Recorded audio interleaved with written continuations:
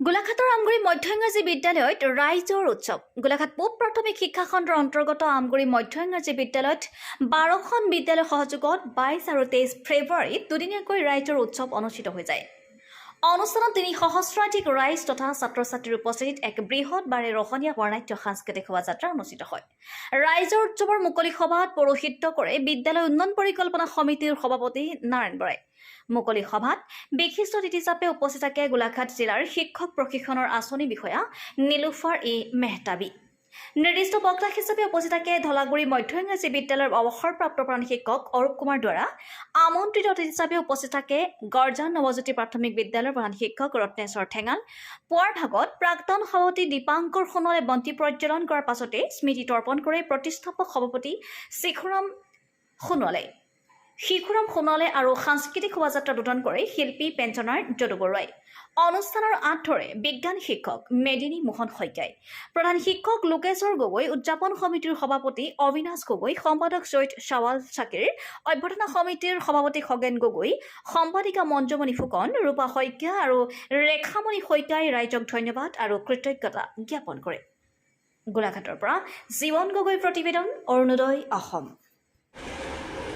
22 আৰু 23 ফেব্ৰুৱাৰীত আমাৰ আমগুৰি মধ্য ইংৰাজী বিদ্যালয়ত 12খন বিদ্যালয়ৰ সহযোগত আৰু অঞ্চলটোৰ ৰাইজৰ সহযোগত ৰাইজৰ উৎসৱ অতি ধুমধামেৰে আড়ম্বৰপূৰ্ণভাৱে পালন কৰা হয়।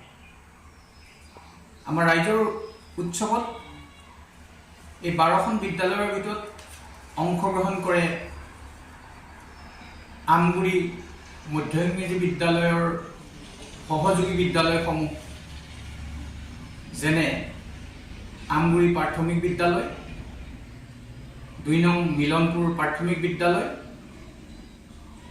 2 নং ৰতনপুৰ প্ৰাথমিক বিদ্যালয়, 2 নং ৰতনপুৰ আদিবাসী নতুন প্ৰাথমিক বিদ্যালয়, গৰ্জান গোৱালগাঁও প্ৰাথমিক বিদ্যালয়, 1 নং পুষ্পবন প্ৰাথমিক বিদ্যালয়, চৰাইমাৰী প্ৰাথমিক বিদ্যালয়,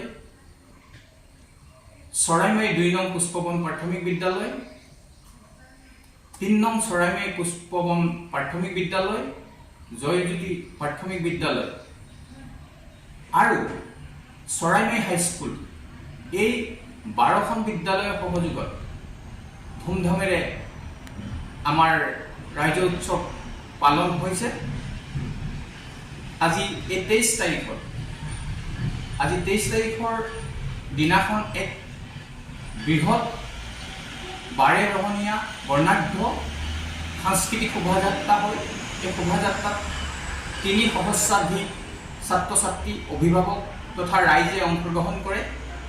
আমাৰ প্ৰকৃত উদ্দেশ্য হৈছে এই ৰাইজৰ উৎসৱৰ যোগেদি আমি ৰাইজৰ মাজলৈ এটা বাৰ্তা পঠাব খুজিছোঁ।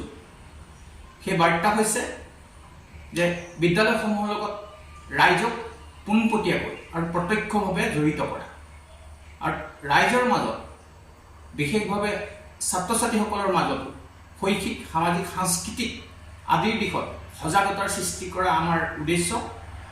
আমাৰ উদ্দেশ্য হৈছে বিদ্যালয় ত্যাগ কৰা ছাত্ৰ ছাত্ৰীসকলক বিদ্যালয়মুখী কৰি তোলা। আমাৰ মূল ৰাইজৰ উৎসৱৰ উদ্দেশ্য ইমানখিনি।